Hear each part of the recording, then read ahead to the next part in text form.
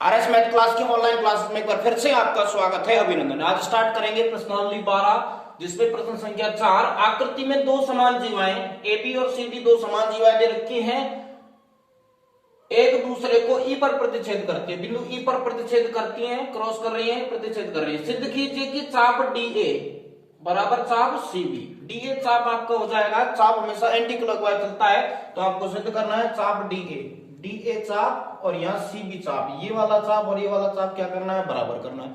तो पहले क्या लिखेंगे, दिया गया है, तो यहां सबसे पहले लिख देते हैं दिया गया है। दिया गया है, क्या क्या दिया गया भाई, दो जीवाएं बराबर दे रखी हैं, जीवाएं बराबर दे रखी हैं, ए बी बराबर C B, C D. A B बराबर सी डी, दो जीवाएं बराबर दे रखी हैं भाई, क्लियर है। ए बी और सी डी दो जीवाएं बराबर हैं। इसके बाद में आपको बताना है कि आपको सिद्ध करना है, ठीक है। तो दो जीवाएं दे रखी हैं, बराबर दे रखी हैं और ई पर प्रतिच्छेद करती हैं, सिद्ध कीजिए। अब यहां करना है आपको, देने के बाद में सिद्ध करना है, और सिद्ध करना है चाप डी ए, या इस प्रकार से भी लिख सकते हैं डी ए चाप। ये चाप है, हिंदी में लिखो है, इस प्रकार से लिखो, ठीक है। डी ए चाप बराबर करना है आपको सिद्ध सी बी चाप। तो अपन यहां करेंगे इसकी उपपत्ति, ठीक है, उत्पन्न करेंगे, सिद्ध करेंगे।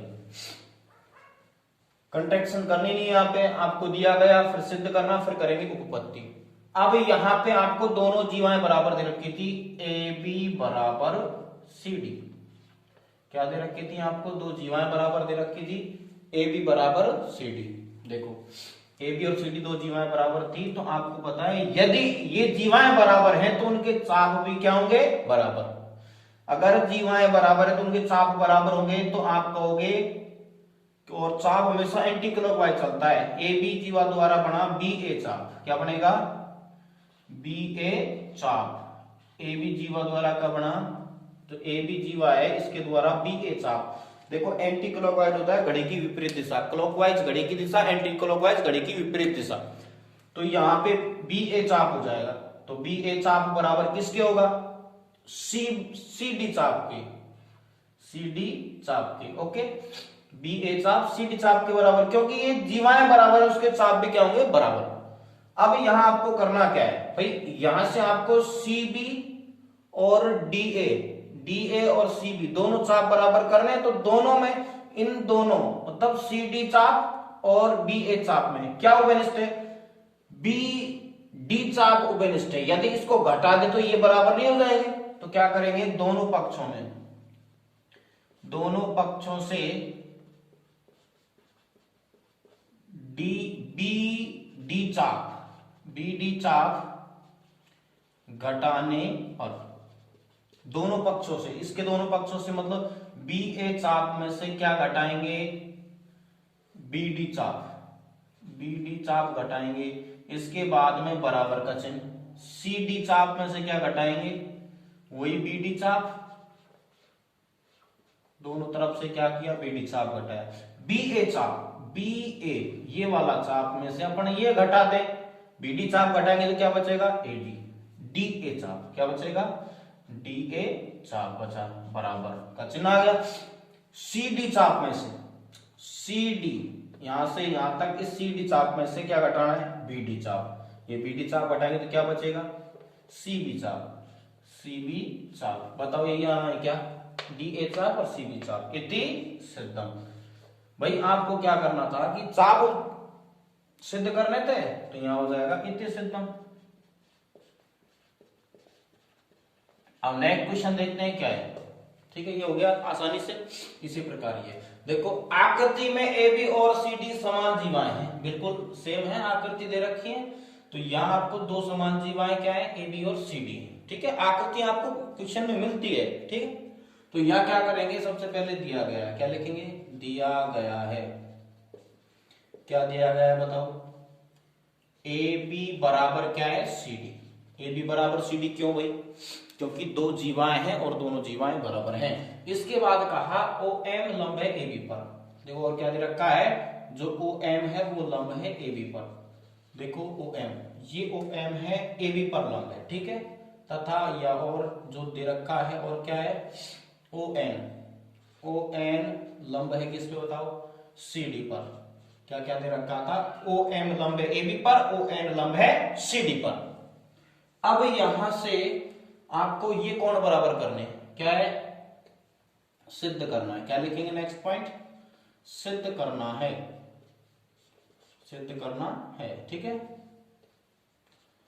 सिद्ध करना है दिया गया है। इसके बाद सिद्ध करना है सिद्ध क्या करना है भाई ये वाला कोण ओ एम एन प्रश्न में सही लिख रहे हैं भाई कुछ नहीं है कोण ओ एन एम। अब इसको यहां देखते हैं कि कौन से कोण है ओ एम एन मतलब ये वाला कोण ठीक है ये वाला कोण ओ एन एम ये वाला कोण मतलब ये दोनों कोण बराबर कर रहे हैं। यदि इन दोनों भुजाओं को बराबर कर दें तो ये कोण क्या हो जाएंगे बराबर। तो ये भुजाएं बराबर होंगी क्यों होंगी क्योंकि त्रिभुज समद्विबाहु त्रिभुज है। समद्विबाहु त्रिभुज क्यों है और समद्विबाहु अगर दो भुजाएं बराबर है तो समद्विबाहु त्रिभुज होगा। लेकिन दो भुजाएं बराबर कैसे हुई तो वो दो भुजाएं बराबर हो जाएंगी आपको पता है प्रमेय 12.6 से। प्रमेय 12.6 क्या है यदि आपको देखो दिया गया है ए बी और सी डी जीवाएं और दोनों जीवाएं बराबर हैं तो केंद्र से दूरी तो बराबर होगी। भैया आपने खूब अच्छे से पढ़ा है कि यदि दो जीवाएं बराबर हैं तो उनकी केंद्र से दूरियां भी क्या होती हैं बराबर। तो ये दोनों जीवाएं हैं तो इनकी केंद्र से दूरियां बराबर हो जाएगी ओ एम ओ एन के बराबर हो जाएगा। अगर ये बराबर हो गया तो त्रिभुज समद्विबाहु त्रिभुज होगा और समद्विबाहु त्रिभुज उसके निचले दो कोण बराबर होते हैं। समबाहु त्रिभुज में क्या होता है यदि दो भुजाएं बराबर है तो उसके निचले कोण भी क्या होते हैं बराबर होते हैं। तो ये क्या हो जाएगा ये बराबर हो जाएंगे इतने सिद्ध। हम देखते हैं क्या होगा। अब करेंगे यहाँ पे उपपत्ति करेंगे। इसमें आपको लिखना क्या है देखो दिया गया फिर आपका सिद्ध करना फिर आप कर दिया उपपत्ति। अब यहां से आपको लेना है दिया गया ए बी बराबर सी डी दो जीवाएं बराबर है और ये आपको दिया है ठीक है। इसके बाद में नेक्स्ट पॉइंट क्या है ये लंब है इस पर और लंब क्या होता है केंद्र से दूरियां बराबर होती हैं भाई। जीवा अगर दो बराबर जीवा है तो केंद्र से दूरी क्या होगी बराबर होगी इनकी। जीवाओं की केंद्र से दूरी बराबर होती है तो आप क्या कह सकते हो इस बात को भी लिख सकते हो आप ओ एम लंब है ए बी पर और ओ एन लंब है सी डी पर। मतलब यहाँ 90 डिग्री एंगल बन रहा है और 90 डिग्री केंद्र से लंब रहेगा और वैसे भी केंद्र से दूरी क्या होती है बराबर होती है ठीक है। तो यहाँ कहेंगे क्या यहाँ कहेंगे कि जो त्रिभुज है ओ एम एन देखो इस त्रिभुज में त्रिभुज ओ एम एन से इस त्रिभुज से अपन क्या कर सकते हैं इस त्रिभुज में ओ एम बराबर है ओ एन के ओ एम बराबर ओ एन क्यों बराबर है किसके अनुसार प्रमेय 12.3 से 12.6 से 12.6 क्या है कि दो जीवाएं बराबर हैं तो उसकी केंद्र से दूरियां क्या होती है बराबर। तो देखो आपको पता है ए बी और सी डी क्या है दो जीवाएं बराबर हैं तो केंद्र से दूरियां क्या होंगी बराबर ओ एम ओ एन के बराबर हो जाएगा इस त्रिभुज में ठीक है। अब ये त्रिभुज क्या हो जाएगा समद्विबाहु त्रिभुज। यदि ये बराबर है तो क्या है अतः त्रिभुज ओ एम एन एक समद्विबाहु त्रिभुज होगा। अगर ये समद्विबाहु त्रिभुज होगा तो उसके निचले दो कोण बराबर होंगे। अगर समद्विबाहु त्रिभुज है तो क्या होगा कोण ओ एम एन बराबर होगा कोण ओ एन एम के ठीक है भाई।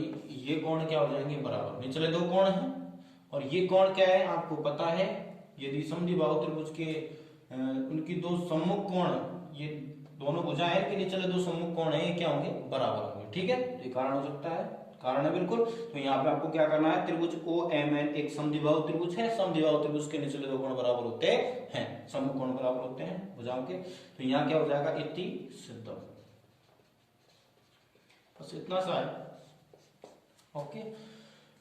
तो आपको अच्छे से मेहनत करनी है लगे रहो हम आपके साथ हैं आप मेहनत करते रहिए बेस्ट ऑफ लक।